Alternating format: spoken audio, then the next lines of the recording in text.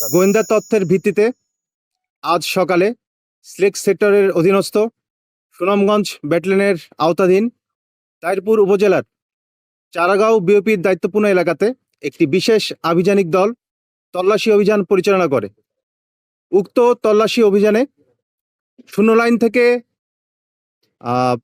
প্রায় ৩০ গজ বাংলাদেশের অভ্যন্তরে মাইঝাটি নামক স্থানে পলিথিনে মোড়া অবস্থায় এবং গাছপালা ডাল দিয়ে আচ্ছাদিত অবস্থায় টোটাল ২৪টি বিস্ফোরক জাতীয় ইলেকট্রিক ডেটোনেটর উদ্ধার করতে আমরা সমর্থ হয়েছি। তো উক্ত ইলেকট্রিক ডেটোনেটর দিয়ে এটি ব্যবহার করে উচ্চ ক্ষমতা সম্পন্ন ইম্প্রোভাইজ এক্সপ্লোসিভ ডিভাইস এটি প্রস্তুত করা যায় বলে আমরা জানতে পেরেছি। ভরসা পেতে নিজেকে হতে হয় পাতের মতো দৃঢ়, ঠিক যেমনটা জেডএসআরএম। তো দেশের যে বিদ্যমান স্থিতিশীল পরিস্থিতি এটি অস্থিতিশীল করার জন্য এবং অরাজকতা সৃষ্টির উদ্দেশ্যে চোরাচালানের মাধ্যমে এই ধরনের বিস্ফোরক জাতীয় দ্রব্য বাংলাদেশের অভ্যন্তরে ঢুকেছে বলে আমরা ধারণা করছি।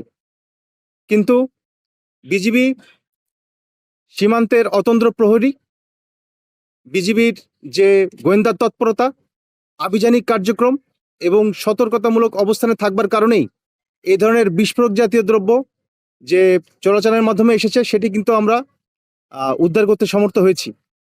এবং বিজিবির এই ধরনের আভিযানিক কার্যক্রম এবং গোয়েন্দা তৎপরতা সর্বদাই অব্যাহত থাকবে। এই উদ্ধারকৃত যে ডেটোনেটরগুলি এটি আইনানুগ ব্যবস্থার মাধ্যমে প্রয়োজনীয় কার্যক্রম প্রক্রিয়াধীন রয়েছে। ধন্যবাদ স্যার। এখানে স্যার এই ডেটোনেটর গুলি দিয়ে কি পরিমাণ ধ্বংসযজ্ঞ চালানো যেতে পারে, এগুলি কিভাবে করে নিতে হবে? বেসিক্যালি এই ধরনের যে ইলেকট্রিক ডেটোনেটর এটা ম্যানুয়াল একটা আছে, একটা ইলেকট্রিক আছে। তো এই ধরনের যে ইলেকট্রিক ডেটোনেটর এটা সাধারণত যে আমাদের টিএনটি বলি আমরা, এবং প্লাস্টিক এক্সপ্লোসিভ সাধারণত বেশি ইউজ করা হয়।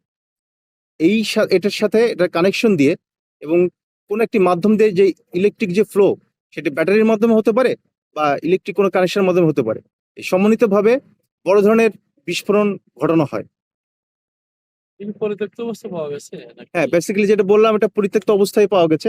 ইনফরমেশন পাওয়ার ভিত্তিতে আমরা এটি ওই যেটা বললাম যে গাছের ডালপালা দিয়ে মানে আচ্ছাদিত ছিল। হ্যাঁ, মানে একটা পরিত্যক্ত অবস্থায় ছিল।